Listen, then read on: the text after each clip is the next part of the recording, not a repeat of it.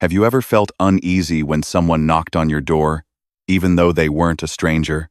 Not because you dislike them. There's no conflict. Nothing is wrong. And yet, in that moment, something inside you subtly tightens. A feeling so faint and so quick, but strong enough to make you want to delay, to stay silent, to not open the door. Some people are perfectly fine meeting others outside. They communicate well, behave appropriately, and are even considered friendly. But the moment someone steps into their private space, the ease disappears. What replaces it is tension, exhaustion, or a feeling that's hard to name, the simple desire to be alone. And immediately after that feeling comes self-blame. Why am I like this? Am I being selfish? Carl Jung believed that many inner conflicts do not come from what is wrong, but from the parts of ourselves we have never truly understood. Reactions that seem small and insignificant in everyday life can sometimes be doorways into the deepest layers of the soul. In this video, I invite you to look at the feeling of not liking having guests over from a different perspective, through 9 layers of reflection, inspired by Carl Jung. Not to label that feeling as right or wrong. Not to overcome it, but to understand what it is trying to tell you about yourself. Stay until the final insight, because what you may think is a problem could turn out to be a sign that you are changing in a very quiet, yet profoundly authentic way. Number 1. When not liking having guests over is not a flaw. Carl Jung once said, "What we do not accept in ourselves, we experience as fate." AC. The due into 70. Some feelings are not loud, not dramatic, not explosive enough to turn into conflict. They appear very softly, subtle enough that you hesitate to name them, yet strong enough to make you blame yourself in silence. The discomfort you feel when someone comes to your home is one of them. Not because you dislike anyone, not because you are impolite, not because you lack consideration. It is simply that, in that moment, something inside you slightly contracts, as if someone has stepped too close into a very private space you were not prepared to open. You may still open the door, you may still smile, you may still make tea, ask how they are, sit down, and talk. But at the same time, a feeling arises inside that is difficult to explain. A bit of tension, a bit of restlessness, a sense that you have just been pulled out of a place of safety, and instead of becoming curious about that feeling, you turn against yourself. Why am I like this? What is there to be uncomfortable about? People coming to visit me is a good thing, isn't it? This points to something very important. You are not wrong. You simply function differently. But because this difference is rarely talked about, you learn to hide it, even from yourself. There is a familiar kind of avoidance common among people who do not like having guests. It is not loud avoidance, nor is it cold or hostile. It is far more subtle. You avoid unexpected visits. Your chest sinks slightly when you hear the doorbell ring without warning. Your body reacts before your mind can intervene. Your shoulders tense. Your breathing shifts. Your stomach tightens just a little.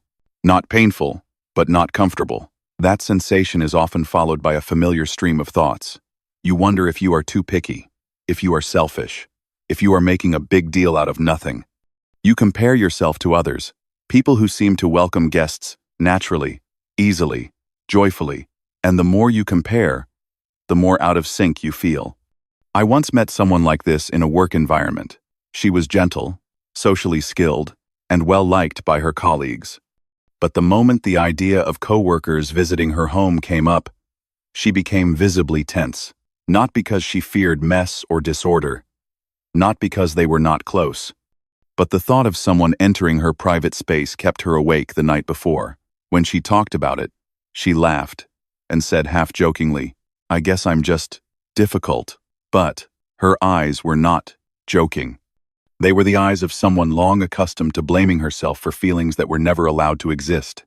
From Carl Jung's perspective, this is not a moral issue or a matter of etiquette. It is not about what you should or should not do. It is a natural response of a psychological system seeking safety. Jung believed that many of our reactions do not arise from conscious choice, but from deeper layers, where the body and mind learned very early on how to protect their integrity. When you feel uncomfortable having guests in your home, it does not mean you are a bad person. It means your internal system is sending a signal. And like all bodily signals, it does not appear to shame you, but to keep you in balance. Picture a very familiar moment.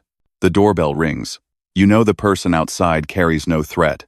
There is no conflict, no tension, and yet your heart drops for just a beat. You stand up, walk toward the door, and a very honest wish crosses your mind. If only they had not come in yet. Not because you do not care about them, but because you need a little more time to prepare for someone else's presence in your inner world. That moment passes quickly, and just as quickly, you push it away. You tell yourself you should not think like that. You open the door, you smile, but the initial contraction does not disappear.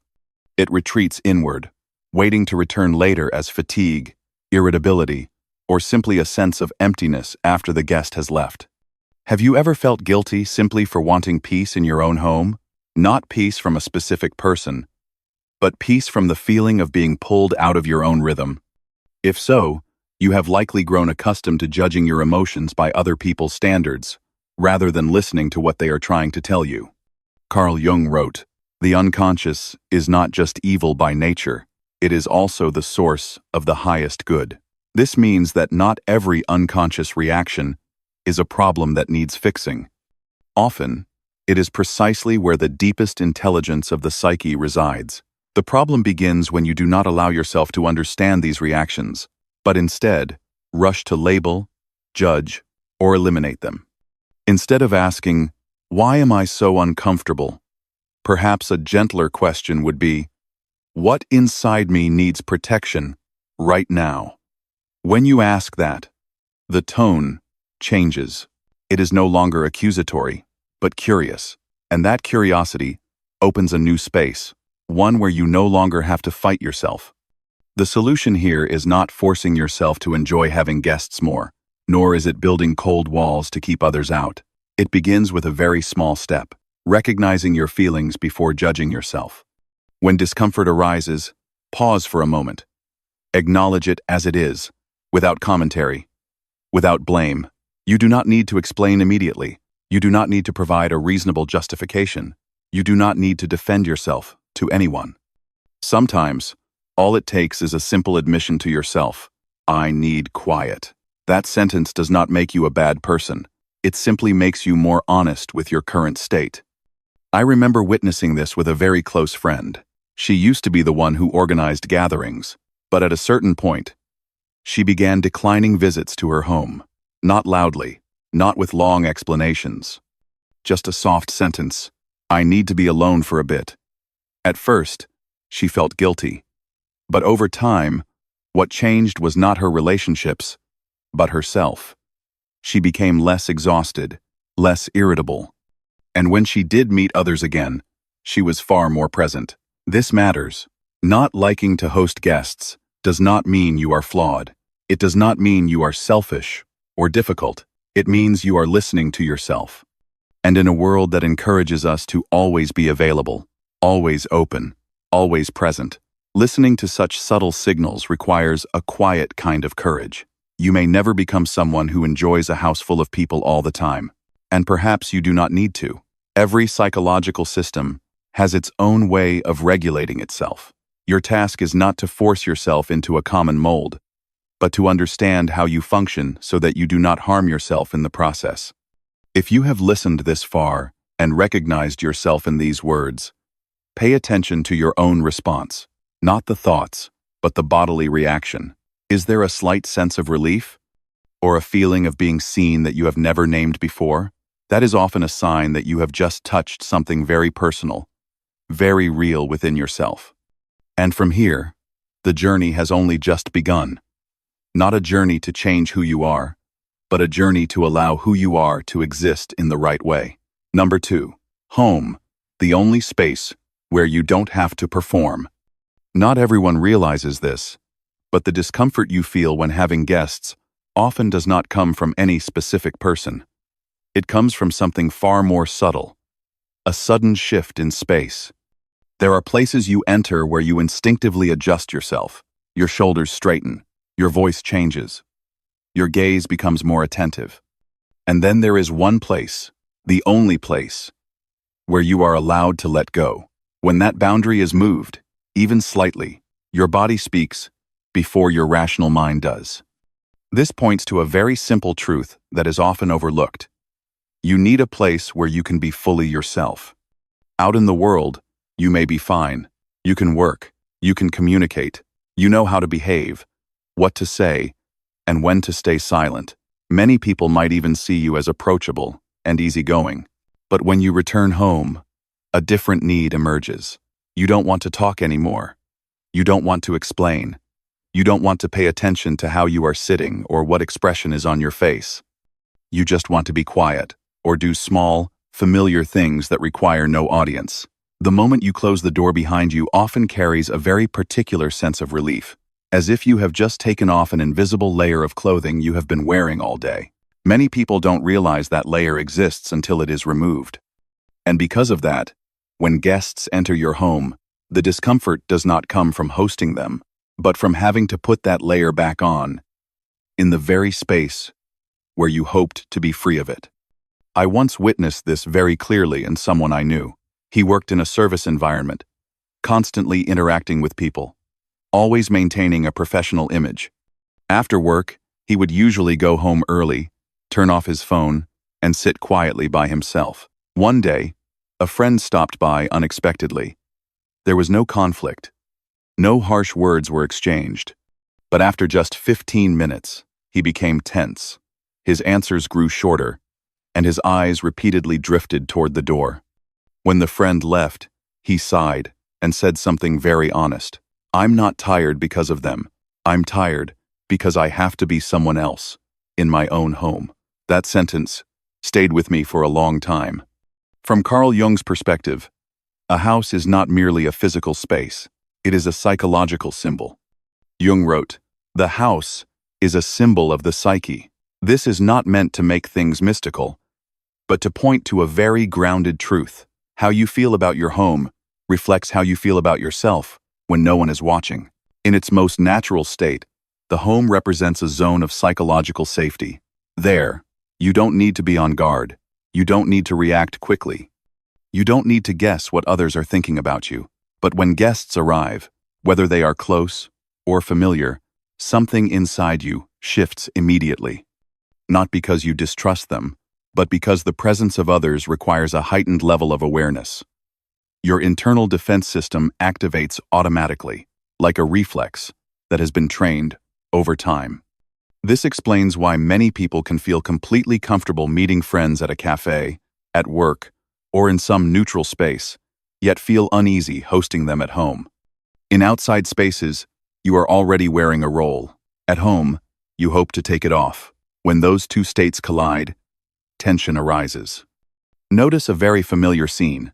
You come home after a long day. You take off your shoes. Your shoulders drop. Your breathing deepens slightly, without any conscious effort. You may not even notice yourself doing this, but your body knows very well. That is the signal of safety.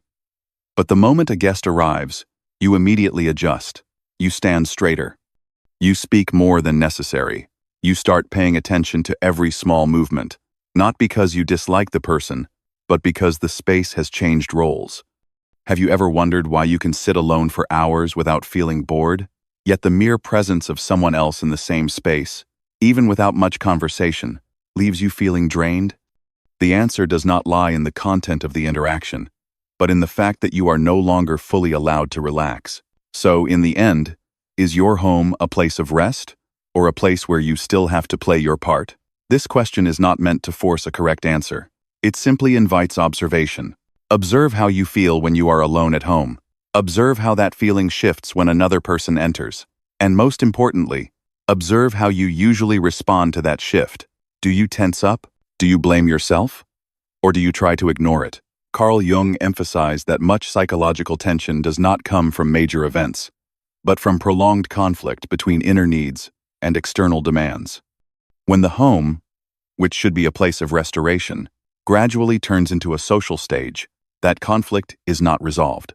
It is merely suppressed and later expressed as fatigue, irritability, or a strong desire not to let anyone in at all. The solution here is not shutting yourself off from the world, nor is it forcing yourself to host guests until you get used to it.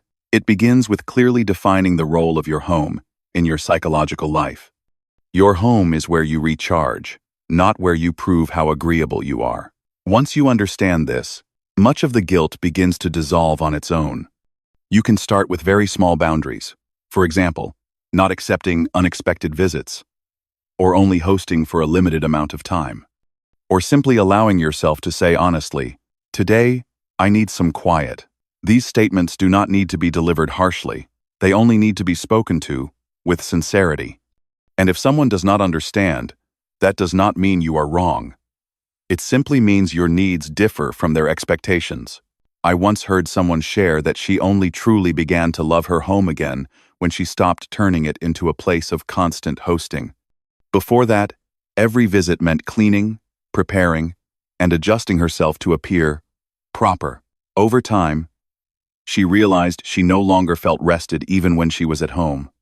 When she began setting limits, not every relationship disappeared, but her sense of safety returned, and from there, she became more selective, not to distance herself, but to preserve the meaning of that space.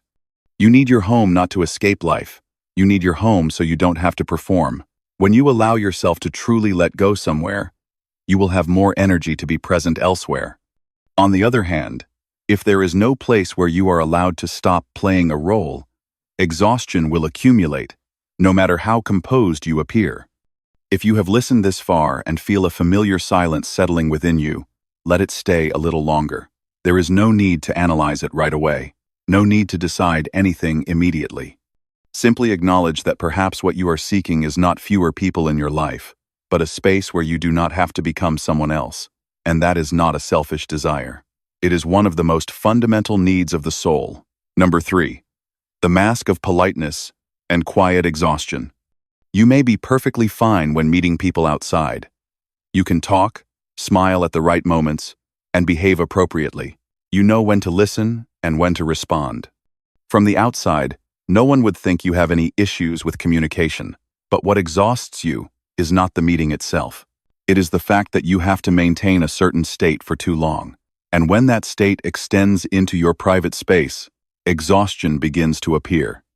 Quietly, without noise, but very real. This points to an important truth. You are tired, not because the people around you are difficult, but because you have been playing a role for too long. There is a kind of fatigue that many people do not recognize right away. You are not irritated, not angry. You do not dislike anyone. You simply feel empty, as if the energy inside you has been drained without warning. After hosting guests, you sit down and do not want to do anything else. You do not want to talk. You do not want to listen. You do not want to think. Your body feels heavy, even though everything on the surface seemed to go just fine. If you look closely, you will see that you are always polite. You are agreeable. You are considerate. You do not put anyone in an awkward position. You avoid saying things that might dampen the atmosphere. You pour drinks, ask questions, and nod at the right moments. You do everything correctly, but that very correctness, when sustained over time, becomes the thing that takes the most from you. I once witnessed this in a close friend. She was the kind of person everyone liked.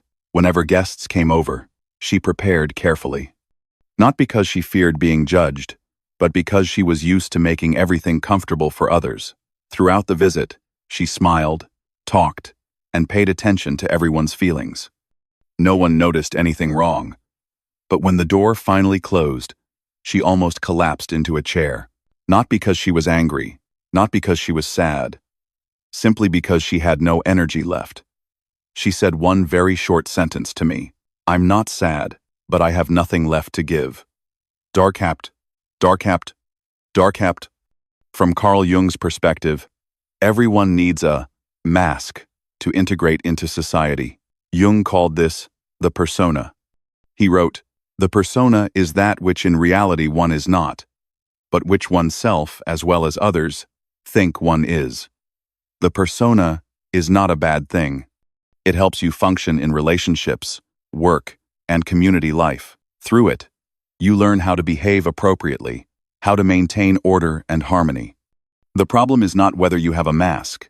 The problem is when and where you are required to wear it. When the persona is used in social settings, it serves its purpose. But when you bring it home, into your private space where you should be able to fully let go, the psyche begins to resist. Not through rebellion, but by quietly withdrawing energy. You may not notice this resistance immediately. It does not explode. It does not create conflict. It simply leaves you more exhausted each time you have to stay in character, inside your own home. And because you cannot see a clear cause, you turn the blame inward. I must be weak. I can't handle people. I'm just difficult. Try recalling a familiar scene. You smile. You nod. You pour drinks. You listen to familiar stories. You respond appropriately. Nothing is wrong. But when the guests leave, instead of feeling happy about the gathering, you feel like lying still, staring at the ceiling, doing nothing at all. Not because the visit was bad, but because the version of yourself you had to become during that visit consumed too much energy. So, are you tired because of the meeting, or because of the version of yourself you had to maintain during it? This question may sound simple, but if you answer it honestly, it can change the way you see yourself. Carl Jung believed that when people identify too strongly with their persona, they begin to lose contact with the more vital parts within. He warned, if one does not understand a person, one tends to regard him as a fool. Very often, the first person who does not understand you is yourself, because you have grown accustomed to seeing yourself only through the mask of being easygoing for too long. The solution here is not to discard the mask entirely. You still need it out there in the world. But you can allow yourself to step out of character when you return home. This does not require dramatic changes. It begins with small, very practical steps, shortening the length of visits, reducing the frequency of gatherings that require you to strain yourself, allowing yourself to end things earlier when you have had enough, and most importantly, allowing yourself not to be agreeable all the time. You do not need to become cold or distant. You only need to be more honest about your energy level. If you are tired, acknowledge it, at least to yourself, not to avoid others, but to stop draining yourself in silence. I once heard someone say that when he stopped trying to be the perfect host, what changed was not the number of his friends, but the quality of his interactions. He hosted less often, but when he did, he was more present. He no longer tried to maintain an image for hours on end. And strangely enough, the people who stayed could feel the difference. The mask is not bad. It is a necessary part of social life, but you do not need to wear it all the time, especially in spaces where you need to recharge to keep living. If you are feeling quietly exhausted, it may not be because you are weak, but because you have become too accustomed to being pleasant while forgetting that you also need rest. If, as you listen to this, you find yourself nodding more than usual, pay attention to that feeling. It does not demand immediate change. It simply invites you to look back and ask, how long have you been wearing that mask? And is there any place where you are allowed to set it down? If you have made it this far, I truly thank you for taking the time to listen and stay with these layers of emotion that are not easy to name. If you recognized yourself in what was just shared, consider passing this along to someone who may be feeling similarly exhausted, someone who may not yet know how to name it. A like or a share not only helps this video reach more people, but can also be a way of reminding yourself that you are not alone in this experience. Now, take a slow breath with me. We will move together into number 4, where you will understand more clearly why the mere presence of another person can be enough to make you uncomfortable, even when they have done nothing wrong. Number 4. Why does the presence of others make you uncomfortable? This discomfort does not always have a clear reason. Sometimes, the other person does nothing wrong. They speak normally. They behave appropriately. They are not intrusive, not overly curious, and not placing any obvious pressure on you.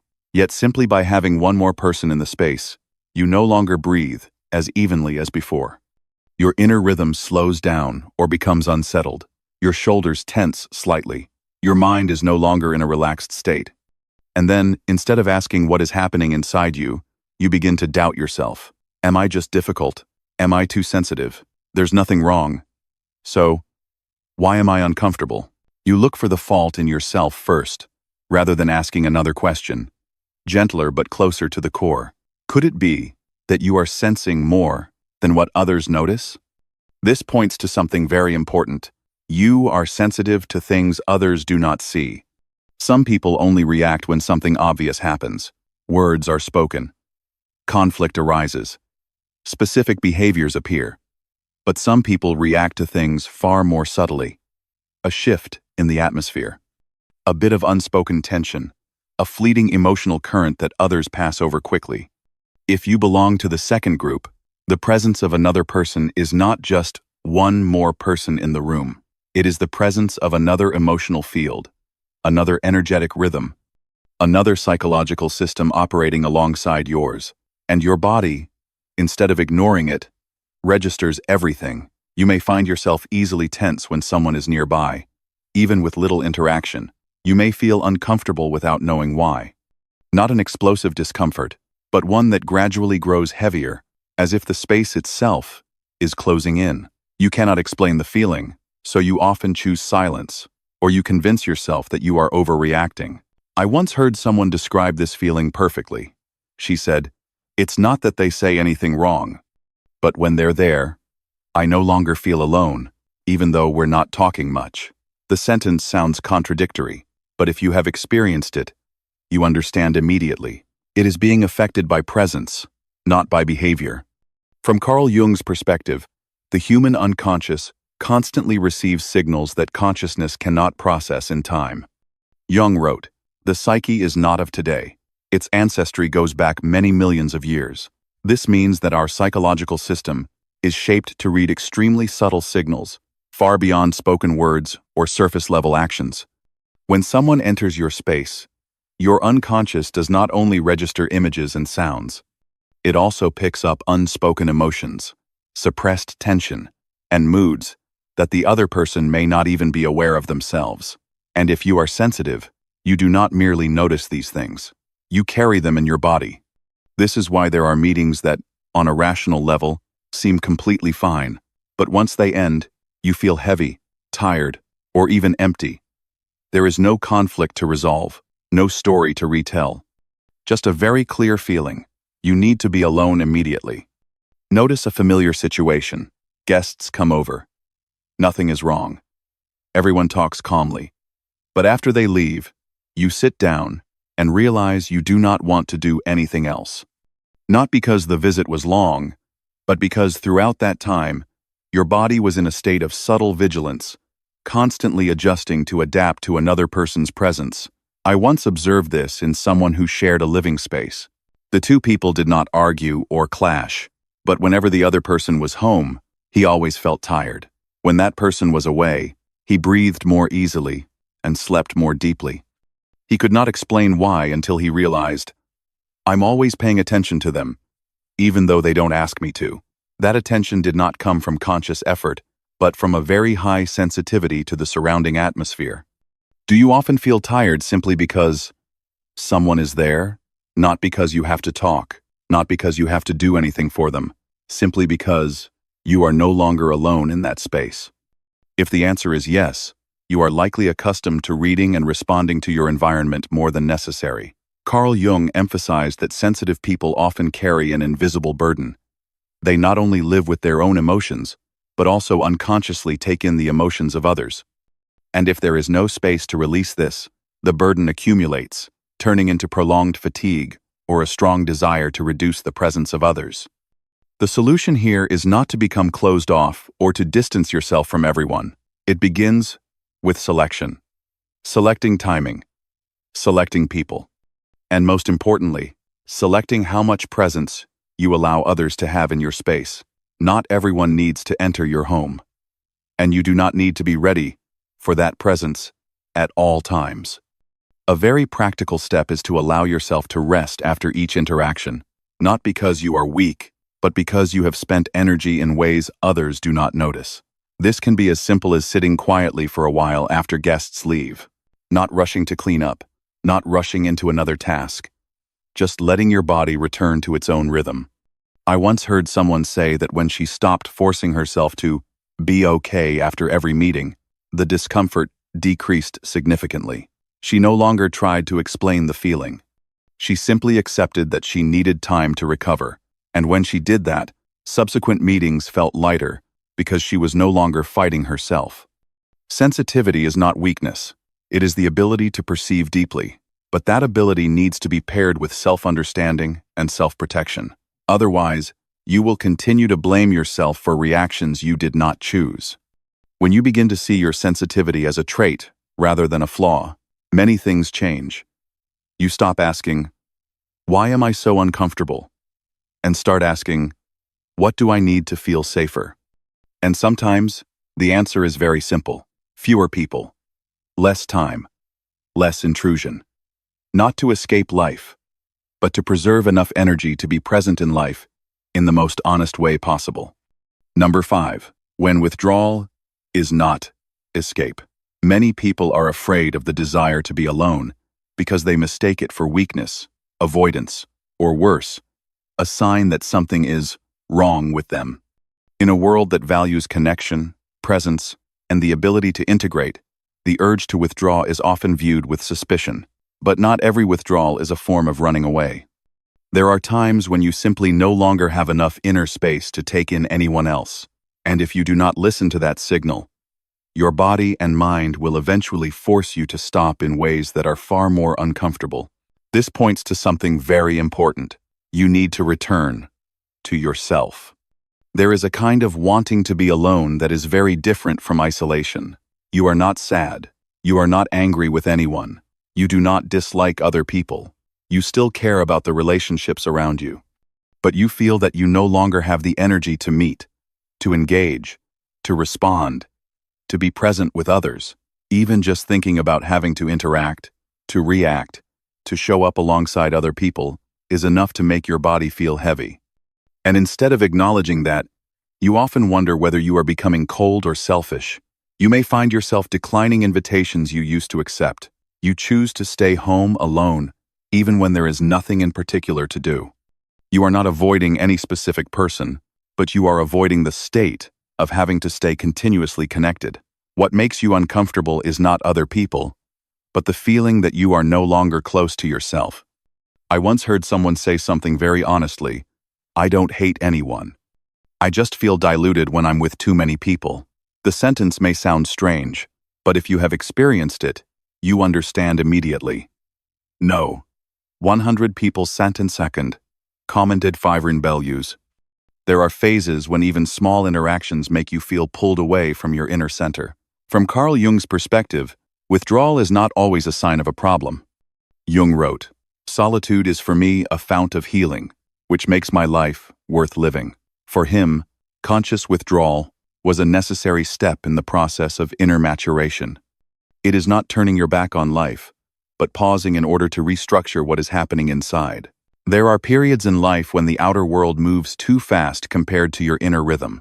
If you keep forcing yourself to keep up at all costs, you lose the ability to listen to what is truly going on within you. Withdrawal at that point is not avoiding life, but preparing to return more aware, more whole, and with less strain. Imagine a very simple day. You decide to stay home. You see no one. You make no plans. You do not have to explain much. At first, you may feel guilty. You think about the people you declined. You wonder if you are overreacting. But then, after a few hours, another feeling appears. Lighter, slower. As if a layer of pressure has just been released. You are not doing anything significant.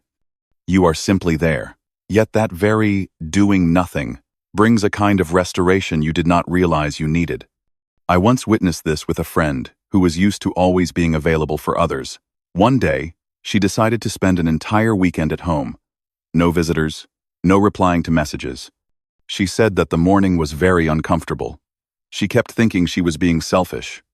But by the afternoon, she began to feel lighter. By the evening, she realized it had been a long time since she had felt that peaceful. She was not avoiding anyone. She was simply returning. The problem is that many people do not allow themselves to go through that process fully. They stop at the initial guilt and conclude that withdrawal is wrong. But guilt is often not a sign that you are doing something wrong. Very often, it is simply the reflex of social standards you have internalized for too long. So are you withdrawing because you fear other people, or because you have gone too far away from yourself? This is not an easy question to answer right away. But if you listen carefully, your body often knows before your mind does. If every time you are alone, even if there is some initial unease, you later feel lighter and clearer, then it is very likely that this withdrawal is not avoidance. It is a form of self-regulation. Carl Jung believed that when people do not allow themselves to withdraw at the right time, the unconscious will find ways to force it, not through quietness, but through exhaustion, irritability, or crisis. He warned that what is not listened to will return in the form of pressure. That is why conscious withdrawal is not weakness, but a form of agency. The solution here is not to turn yourself into a hermit and cut off all connections. That would only create another problem. What matters is allowing short, clear, and intentional periods of withdrawal. An evening without seeing anyone, a weekend without visitors, a portion of the day reserved just for yourself. These retreats do not need to be long, but they need to be respected. You do not need to turn withdrawal into a grand statement. You do not need to explain too much. You only need to know that you are doing it to care for yourself, not to avoid others. And when you return to people after these breaks, you will notice a clear difference. You are less tense, less irritable, more genuinely present. I once heard someone say that after he allowed himself to withdraw at the right time, he no longer hated socializing. Before that, every invitation felt like a burden. But once he knew he had the right to rest, meetings became lighter. Not because others changed, but because he was no longer depleted from within. Withdrawing at the right time is an act of self-care. It does not take connection away. It protects it. When you no longer have enough inner space, continuing to keep the door open only wears you down in silence. But when you know how to close the door temporarily, you preserve your ability to open it again without sacrificing yourself. If, as you listen to this, the desire to be alone suddenly feels a little more reasonable, trust that feeling. It does not ask you to change your entire life.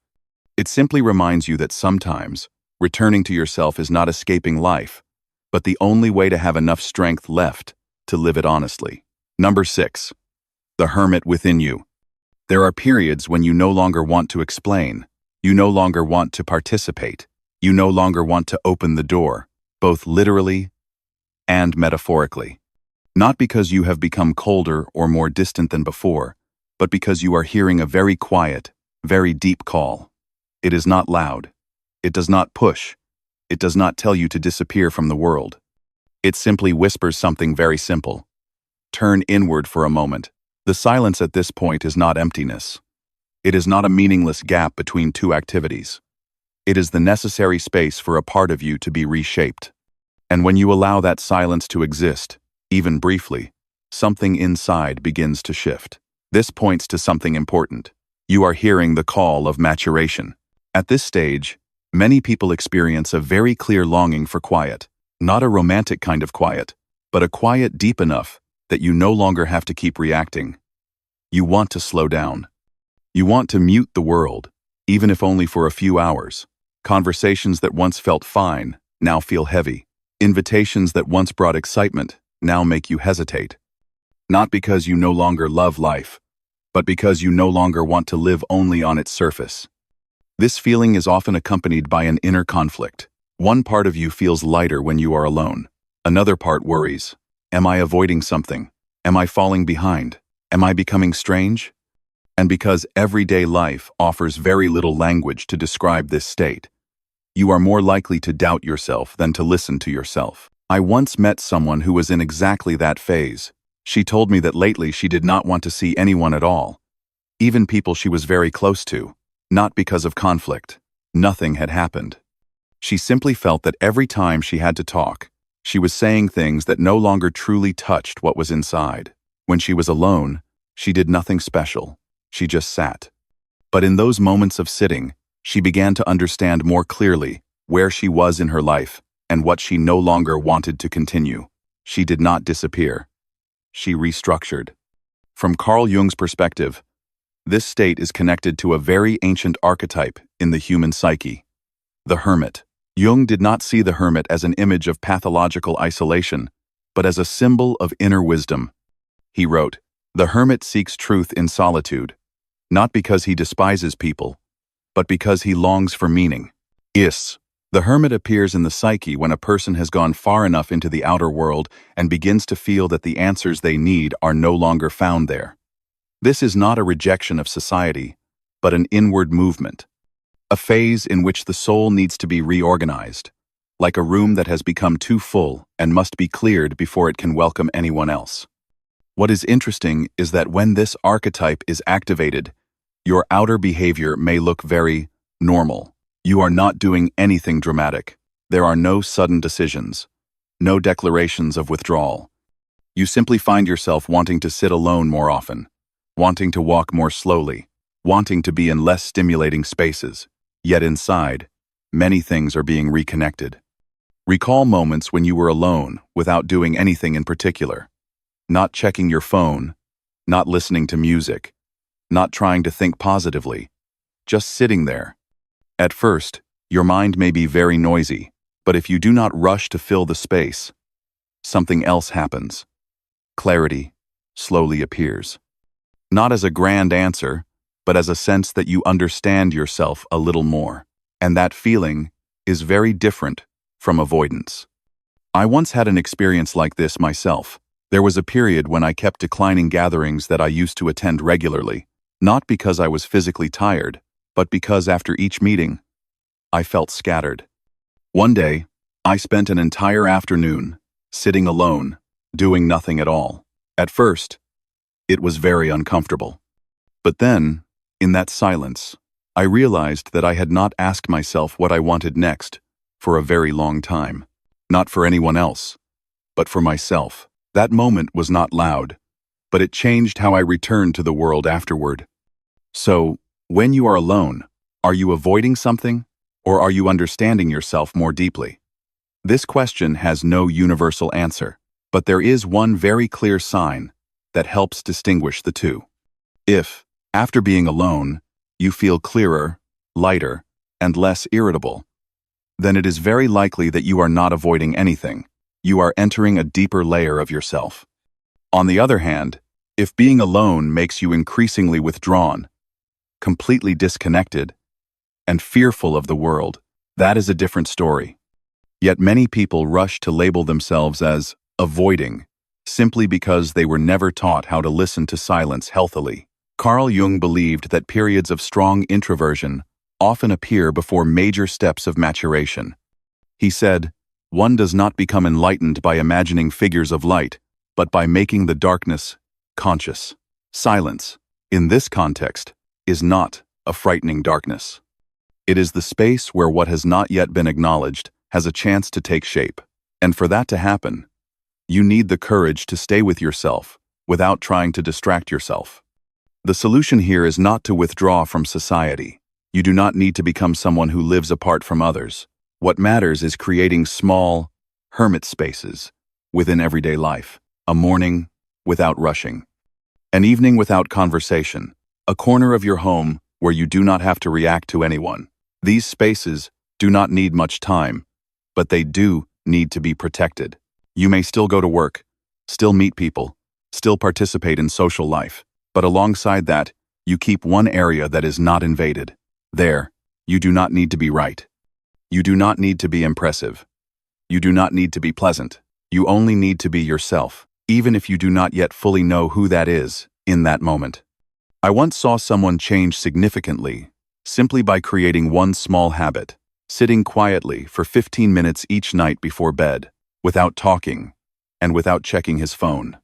At first, he felt it was pointless, but after a few weeks, he noticed that he was less irritable and less reactive, not because he learned something new, but because he heard himself more clearly. Being alone, in this context, is not a weak retreat.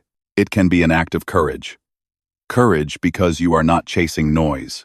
Courage because you are willing to face questions that have no immediate answers. And courage because you trust that, to mature, you sometimes need to turn away from the bustle to find your inner axis again.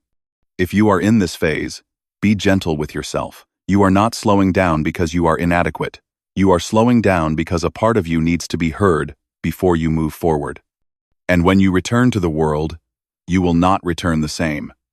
You will return with more depth, less need to perform, and a little closer to yourself. Number 7. Not cutting off, but selecting. Not everyone who steps into your home makes you tired. Some people only stop by very briefly, exchange a few words, and leave. Yet when the door closes, you still feel slightly drained, as if you had to tense yourself for a moment that did not truly belong to you. On the other hand, some people stay for a long time, talk about many things, and when they leave, you do not feel exhausted.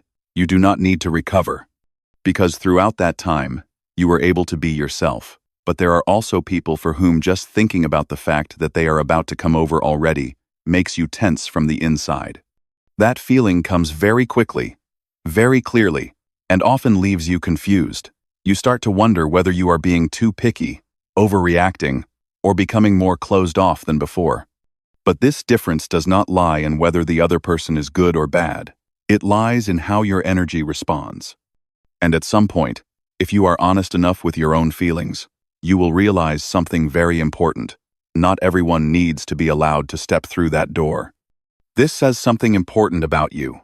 You are beginning to know what nourishes you and what drains you. There is a very familiar experience for many people. You meet an old friend, and the conversation is nothing special, not deep, not conflicted. Yet when you get home, you feel tired. Not the kind of tiredness that comes from working too much, but a tiredness that feels like something inside has been siphoned off. By contrast, some meetings are very brief, sometimes just sitting quietly together, but you leave feeling fuller, lighter, as if you had just taken a deep breath. This difference is not accidental. It is a very subtle form of psychological feedback. You may not be able to name it, but your body knows. Some people require you to tense up to maintain a pleasant version of yourself. Others allow you to be who you are, even in silence or awkwardness. And that is what creates such a large difference after each encounter. Many people only become aware of this when they begin to feel depleted. When their social calendar becomes crowded, when the home turns into a constant place of receiving guests, and when every conversation requires them to show up in a certain way. At that point, they no longer have the energy to distinguish. They only feel tired, and then blame themselves for no longer being as enthusiastic as before. I once met someone like this. She was very kind, very considerate. Her home often had visitors. Everyone liked her. But she told me that recently, every time someone came over, she found herself unable to sleep, not because of noise, but because something inside was unsettled. Only when she began paying attention to how she felt after each meeting did she realize that there were people she hosted out of habit, not out of connection, and that was what was gradually draining her. According to Carl Jung, a healthy psyche does not keep the door open to everyone, but one that knows how to distinguish. Jung wrote, "The meeting of two personalities is like the contact of two chemical substances. If there is any reaction, both are transformed. Every encounter creates a reaction. The question is whether that reaction nourishes you or depletes you. When you are younger, you often equate openness with constant availability. You think that if you do not host, do not meet, do not participate, you are harming the relationship. But as you mature, you begin to realize something else. Not every relationship needs to be maintained at the same level of closeness. And not every door needs to be opened in the same way. Some encounters are few but deep. Few words, little noise. Yet you get to be yourself. You do not have to adjust your tone, monitor your reactions, or smile on cue. On the other hand, some gatherings are large and lively, yet afterward, you feel empty, not because anyone did anything wrong, but because you had to spread too much energy across interactions that never touched the most authentic part of you.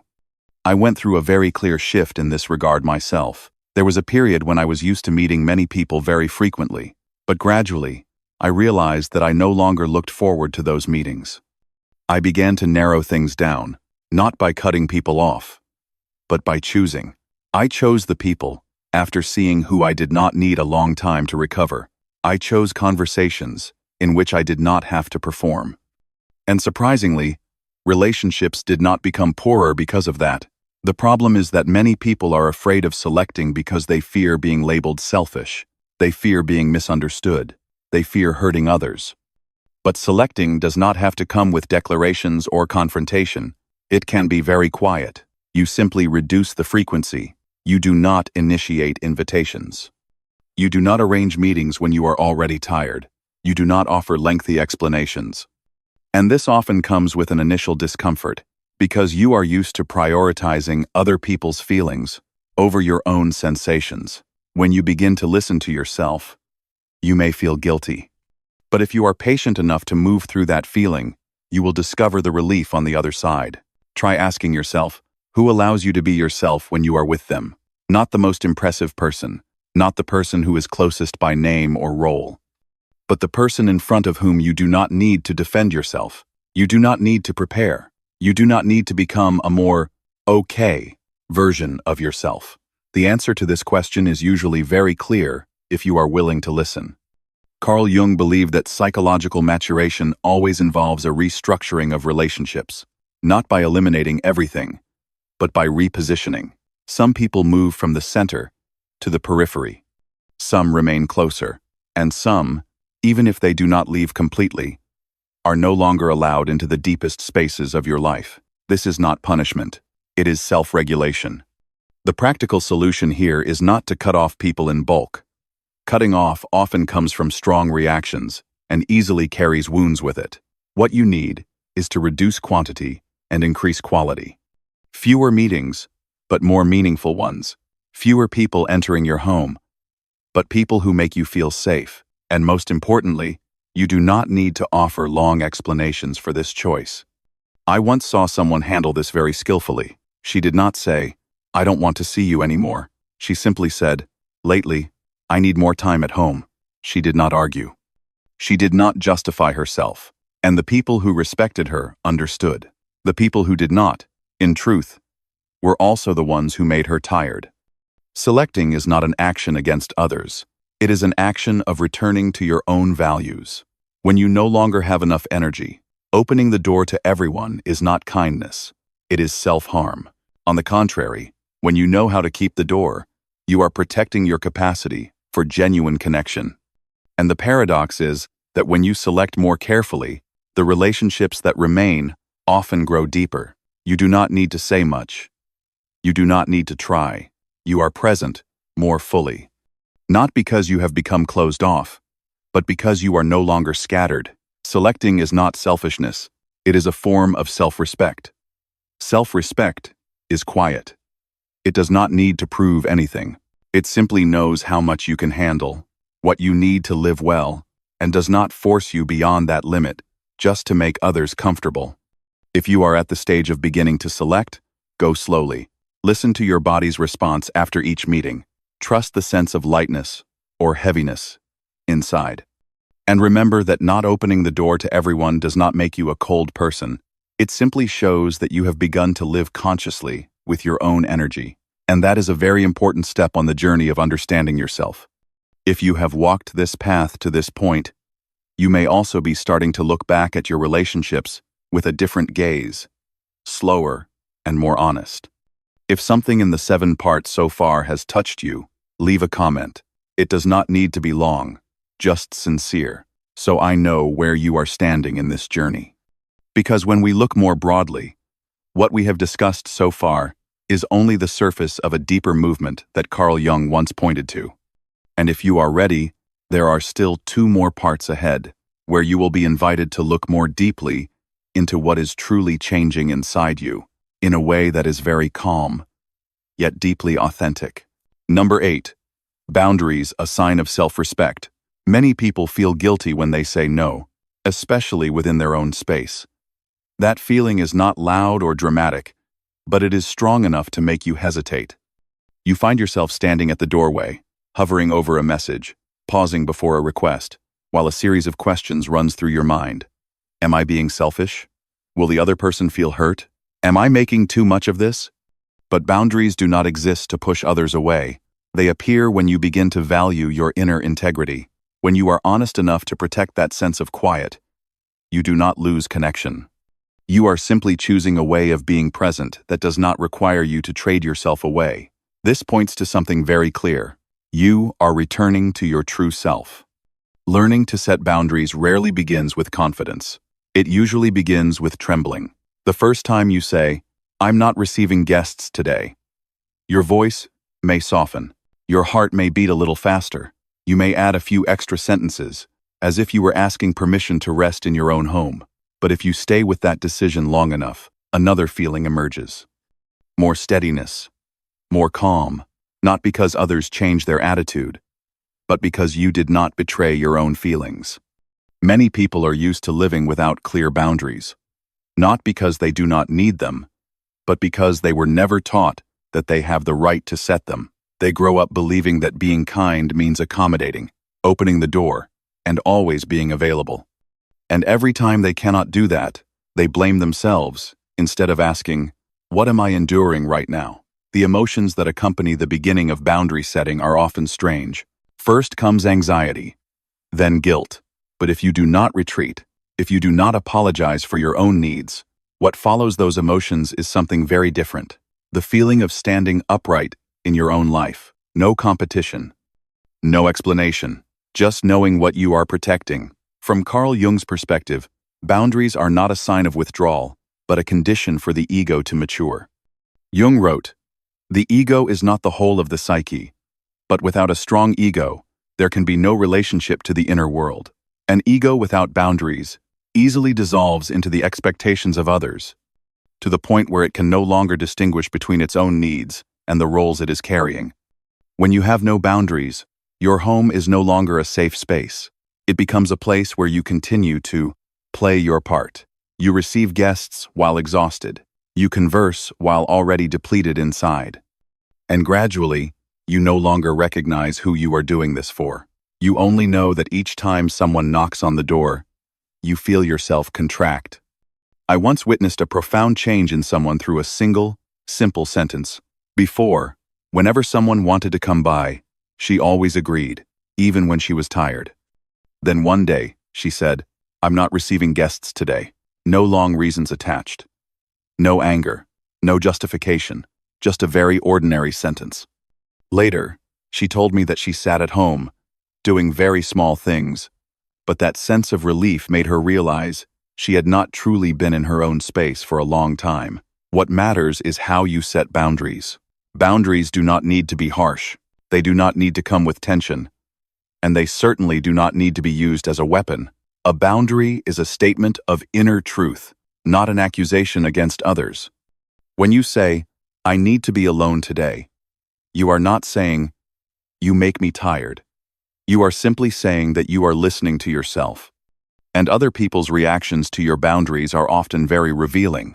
Those who respect you will understand, even if they feel a bit disappointed.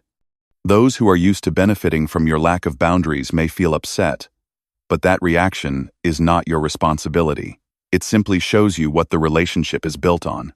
So who are you protecting when you set boundaries? This is a question worth pausing over. You are not protecting your image. You are not protecting other people's comfort. You are protecting your ability to be genuinely present. When you have no boundaries, your presence becomes reluctant. When you have boundaries, every time you open the door becomes a conscious choice. Clear boundaries do not require complicated language. In fact, the simpler they are, the more easily they fit into daily life. "I'm not receiving guests today. I need to rest. Let's meet another time." These sentences are not rejections of people, but expressions of respect for your own state, and you do not need to attach a long story to prove that you deserve rest. Many people fear that setting boundaries will make them lonely, but the paradox is that the absence of boundaries leads to a deeper loneliness, because then you are present with others without being present with yourself. You smile, talk, and host, but inside, you are not there. Connection becomes hollow.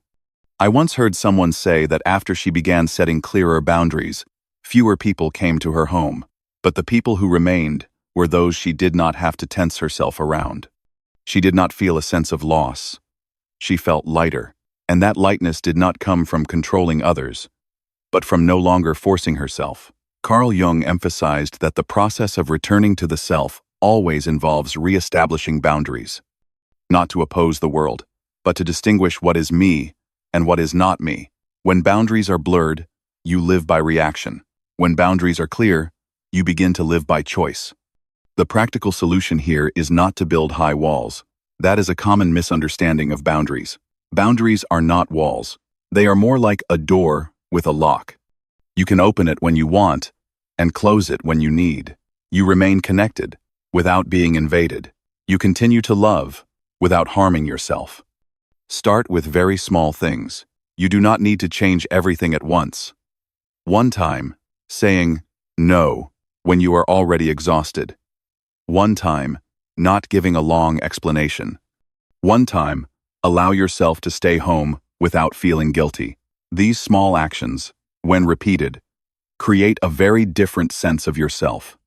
When you respect your boundaries, you do not become cold. You become real. You stop playing the role of the agreeable person at all costs. You choose to be present in a way that does not wear you down. And from there, the connections that remain, though fewer, become deeper. If you look back at the entire journey of this theme, you will see a very clear thread. Not liking to have guests does not point to a flaw.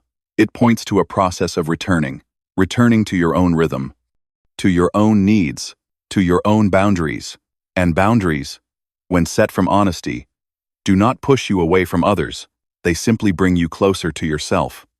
And when you are closer to yourself, every connection you form afterward has the chance to become more genuine. Not because you are trying harder, but because you no longer have to trade yourself away to be there. Number 9. When you no longer live for other people's gaze. Carl Jung once wrote, "Loneliness does not come from having no people around, but from being unable to communicate the things that seem important to oneself." There is a very strange state that not many people notice.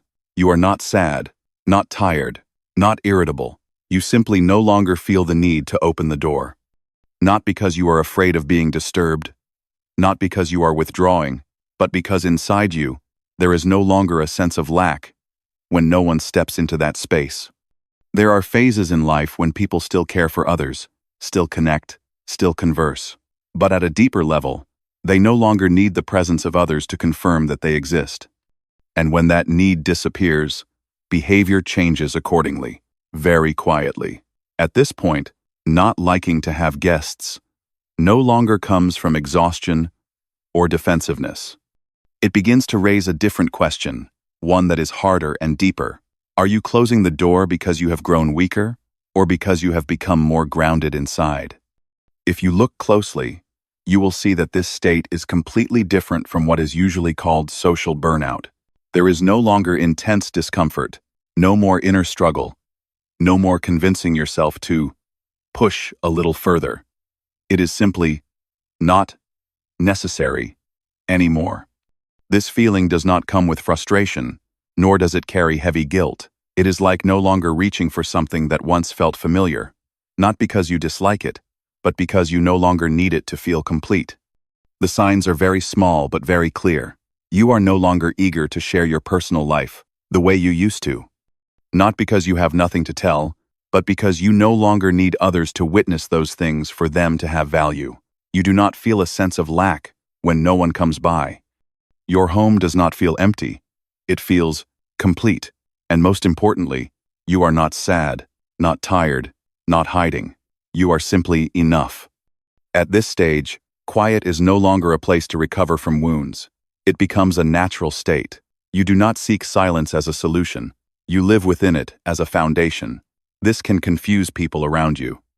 They may think you are becoming distant, that you are changing, but inside, you know very clearly, you are not closing the door because you are hurting, but because you are no longer empty.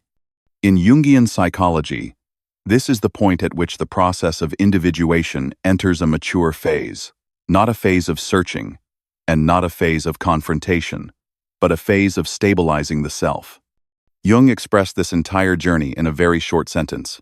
The privilege of a lifetime is to become who you truly are. When the self is solid enough, you no longer need others to validate your existence.